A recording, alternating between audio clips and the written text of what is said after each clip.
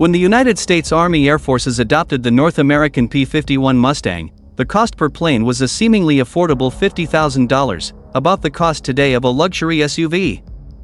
However, adjusted for inflation, the P-51 would cost around $700,000 today, but it was still worth every penny.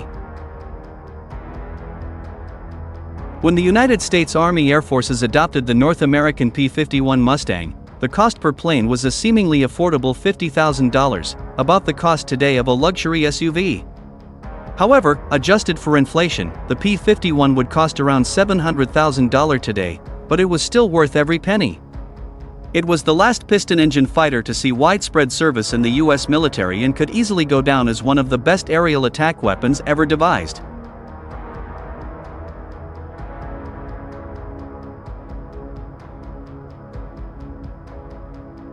Today it may take years for an aircraft to be developed, but the P-51 went from a clean sheet design to a flying prototype in just 102 days.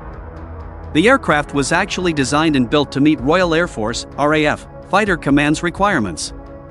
The RAF had first sought to acquire the P-40 Warhawk, but North American Aviation instead built a wholly new fighter.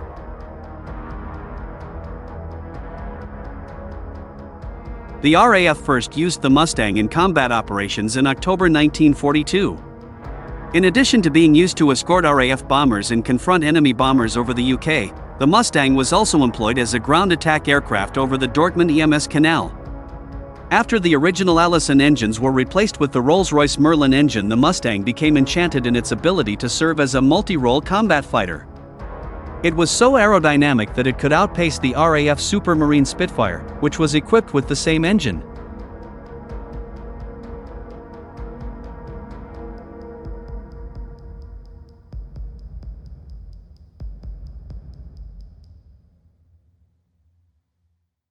When the RAF first adopted the P-51 Mustang as part of the Lend-Lease program, something unexpected occurred, namely Luftwaffe bomber pilots didn't immediately react. The reason was that the aircraft was quite different in appearance from the Hawker Hurricane or Supermarine Spitfire, but it actually resembled the Germans' own Messerschmitt Bf 109, which caused some often fatal confusion.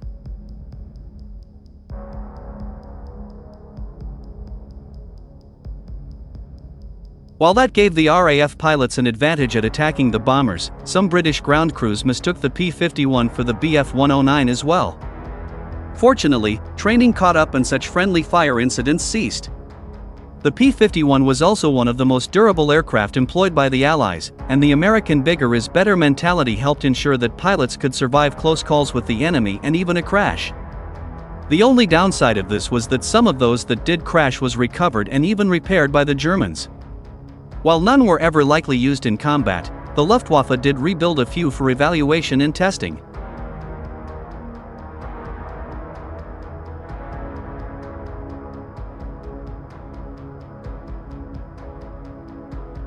During the Second World War, P-51 Mustang pilots shot down a total of 4,950 enemy aircraft, while more than 250 pilots even achieved A status, and had an average rate of 7.69 aircraft kills.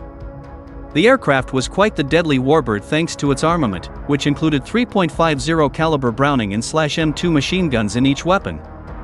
Capable of firing 75 rounds per second, the aircraft carried enough ammunition for 32 seconds of sustained fire.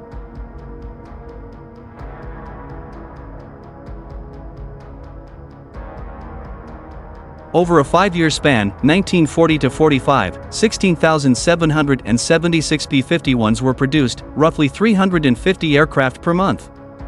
Many of the aircraft were sold off after the Korean War, where they were used as personal racing planes, and many are still in private collections. The last P-51 was retired from the U.S. Air Force in 1978, and the Dominican Republic Air Force retired its last P-51 Mustang only in 1984.